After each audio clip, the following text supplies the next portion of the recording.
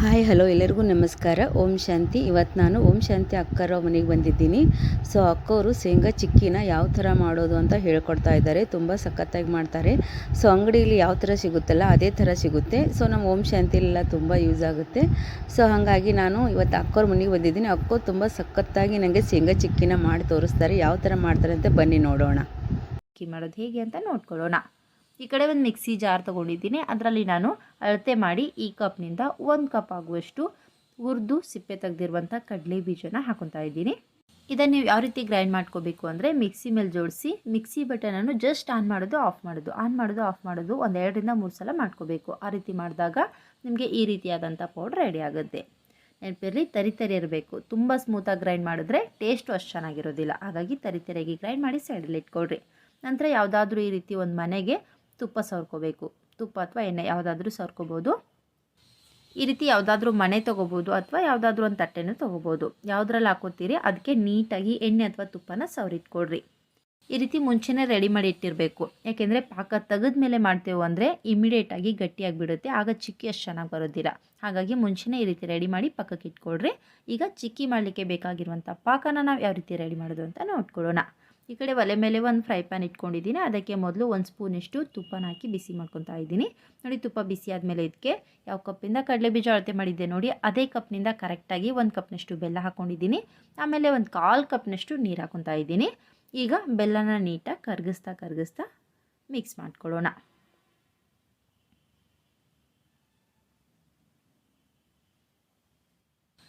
ಕಡಲೆ ಬೀಜ ಅಥವಾ ಶೇಂಗಾನ ಯಾವ ಕಪ್ಪಿಂದ ಅಳತೆ ಮಾಡಿರ್ತೀರಿ ನೋಡಿ ಅದೇ ಕಪ್ನಿಂದ ಬೆಲ್ಲನ ಕೂಡ ಅಳತೆ ಮಾಡಿ ಹಾಕ್ಕೊಡ್ರಿ. ಆಗ ಕರೆಕ್ಟಾಗಿ ಬರುತ್ತೆ. ಮೊದಲು ಬೆಲ್ಲನ ನೀಟಾಗಿ ಕರಗಿಸ್ಕೊಳ್ಳೋಣ. ಬೆಲ್ಲ ನೀಟಾಗಿ ಕರಗಿದ ಮೇಲೆ ಗ್ಯಾಸನ್ನು ಮೀಡಿಯಮ್ ಫ್ಲೇಮ್ನಲ್ಲಿಟ್ಟು ಇದೇ ರೀತಿ ಮಿಕ್ಸ್ ಮಾಡ್ತಾ ಪಾಕ ಬರೋವರೆಗೂ ಕುದಿಸ್ಕೊಳ್ಳೋಣ.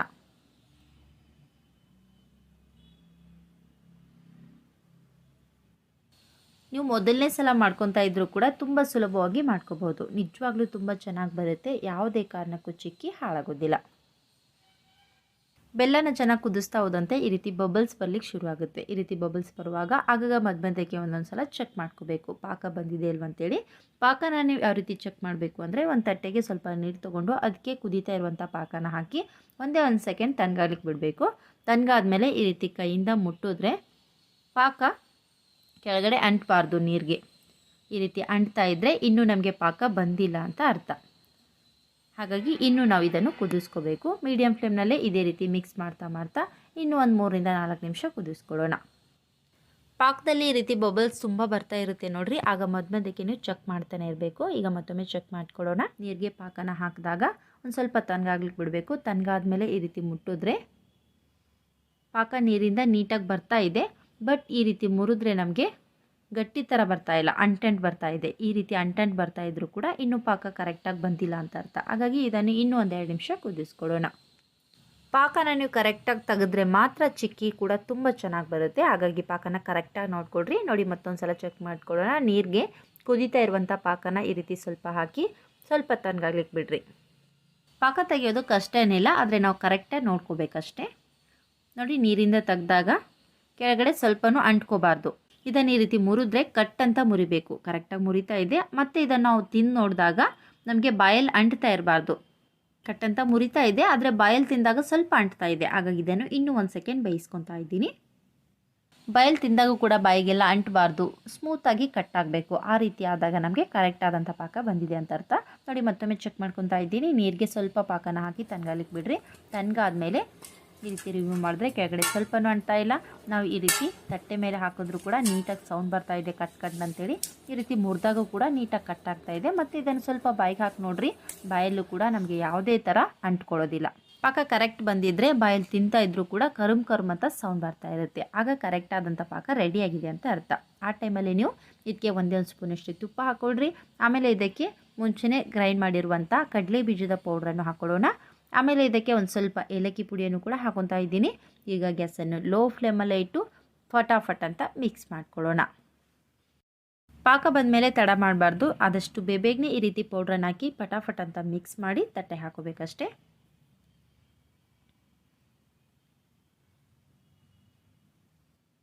ಪಾಕದ ಜೊತೆ ನೀಟಾಗಿ ಮಿಕ್ಸ್ ಮಾಡಿದ್ಮೇಲೆ ಪಾತ್ರೆಗೆ ಸ್ವಲ್ಪನೂ ಅಂಟ್ಕೊಳ್ಳೋದಿಲ್ಲ. ನೋಡಿ, ಚೆನ್ನಾಗಿ ಮಿಕ್ಸ್ ಆಗಿದೆ. ಕಾಣ್ತಾ ಇರ್ಬೋದು ನಿಮಗಿಲ್ಲಿ ಕೆಳಗಡೆ ಪಾತ್ರೆಗೂ ಕೂಡ ಸ್ವಲ್ಪನೂ ಅಂಟ್ತಾ ಇಲ್ಲ. ಈ ರೀತಿ ಚೆನ್ನಾಗಿ ಮಿಕ್ಸ್ ಆದಮೇಲೆ ಇಮಿಡಿಯೇಟಾಗಿ ನಾವು ಗ್ಯಾಸ್ ಫ್ಲೇಮನ್ನು ಆಫ್ ಮಾಡಿ ಈಗ ಇದನ್ನು ತುಪ್ಪ ಸವರಿರುವಂಥ ಮನೆ ಮೇಲೆ ಹಾಕ್ಕೊಳ್ಳೋಣ. ಗ್ಯಾಸ್ ಫ್ಲೇಮನ್ನು ಆಫ್ ಮಾಡಿದ್ಮೇಲೆ ಇಮಿಡಿಯೇಟಾಗಿ ಈ ರೀತಿ ತುಪ್ಪ ಸವರಿರುವಂಥ ತಟ್ಟೆ ಮೇಲೆ ಹಾಕಿ ಯಾವುದಾದ್ರೂ ಒಂದು ಸ್ಪೂನಿಂದ ಅಥವಾ ಕಪ್ನಿಂದ ಈ ರೀತಿ ಅಗಲ ಮಾಡಿಕೊಡ್ರಿ. ಇಲ್ಲ ಅಂದರೆ ಚಪಾತಿ ಮಾಡುವಂಥ ಬೆಲ್ಲುನ್ಗೆ ಸ್ವಲ್ಪ ತುಪ್ಪನ ಸವರಿ ಈ ರೀತಿ ಇಮಿಡಿಯೇಟಾಗಿ ಲಟ್ಟಿಸ್ತಾ ಹೋಗಬೇಕು. ನಿಮ್ಗೆ ಎಷ್ಟು ತೆಳು ಬೇಕೋ ಅಷ್ಟು ತೆಳು ಮಾಡ್ಕೋಬೋದು, ದಪ್ಪ ಬೇಕಂದರೆ ದಪ್ಪ ಕೂಡ ಮಾಡ್ಕೋಬೋದು. ಆದಷ್ಟು ಬೇಗನೆ ಮಾಡ್ಕೋಬೇಕಷ್ಟೆ. ಆದಷ್ಟು ಇದನ್ನು ಬಿಸಿ ಇರುವಾಗಲೇ ಮಾಡ್ಕೋಬೇಕು, ತಣ್ಣಗಾದ್ಮೇಲೆ ಅಷ್ಟು ನೀಟಾಗಿ ಬರೋದಿಲ್ಲ. ನಿಮ್ಗೆ ಎಷ್ಟು ದಪ್ಪ ಬೇಕು ನೋಡಿ ಅಷ್ಟು ದಪ್ಪನ ಈ ರೀತಿ ಲಟ್ಟಿಸ್ಕೊಡ್ರಿ. ಈ ರೀತಿ ರೆಡಿ ಮಾಡಿದ್ಮೇಲೆ ಇಮಿಡಿಯೇಟಾಗಿ ನಾವು ಇದನ್ನು ಕಟ್ ಮಾಡ್ಕೋಬೇಕು. ನೋಡಿ ಚಾಕುವಿನಿಂದ ನಿಮ್ಗೆ ಯಾವ ಶೇಪಲ್ಲಿ ಬೇಕೋ ಆ ಶೇಪಲ್ಲಿ ಈ ರೀತಿ ಜಸ್ಟ್ ಮಾರ್ಕ್ ಮಾಡಿಕೊಡ್ರಿ. ಈ ರೀತಿ ಬಿಸಿ ಇರುವಾಗ ನಾವು ಈ ರೀತಿ ಮಾರ್ಕ್ ಮಾಡಿ ಇಟ್ಕೊಂಡ್ಬಿಟ್ರೆ ತಣ್ಣಗಾದ್ಮೇಲೆ ಇಮಿಡಿಯೇಟಾಗಿ ನಾವು ರಿಮೂವ್ ಮಾಡ್ಬೋದು. ತಣ್ಣಗಾದ್ಮೇಲೆ ನಾವು ಕಟ್ ಮಾಡ್ತೇವಂದರೆ ಅಷ್ಟು ನೀಟಾಗಿ ಕಟ್ ಆಗೋದಿಲ್ಲ ಮತ್ತು ಶೇಪ್ ಕೂಡ ಅಷ್ಟು ನೀಟಾಗಿ ಬರೋದಿಲ್ಲ. ಹಾಗಾಗಿ ಬಿಸಿ ಇರುವಾಗಲೇ ಈ ರೀತಿ ನಿಮ್ಗೆ ಯಾವ ಥರ ಬೇಕೋ ಆ ರೀತಿ ಮಾರ್ಕ್ ಮಾಡಿ ಇಟ್ಕೊಂಡ್ಬಿಡ್ರಿ.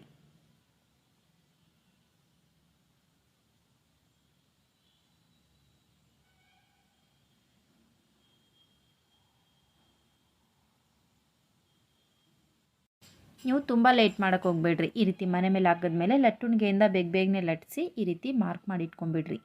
ನೋಡಿ ಸ್ವಲ್ಪ ಲೇಟ್ ಆದರೂ ಕೂಡ ಕಟ್ ಆಗಲಿಕ್ಕೆ ತುಂಬ ಕಷ್ಟ ಆಗಿಬಿಡುತ್ತೆ.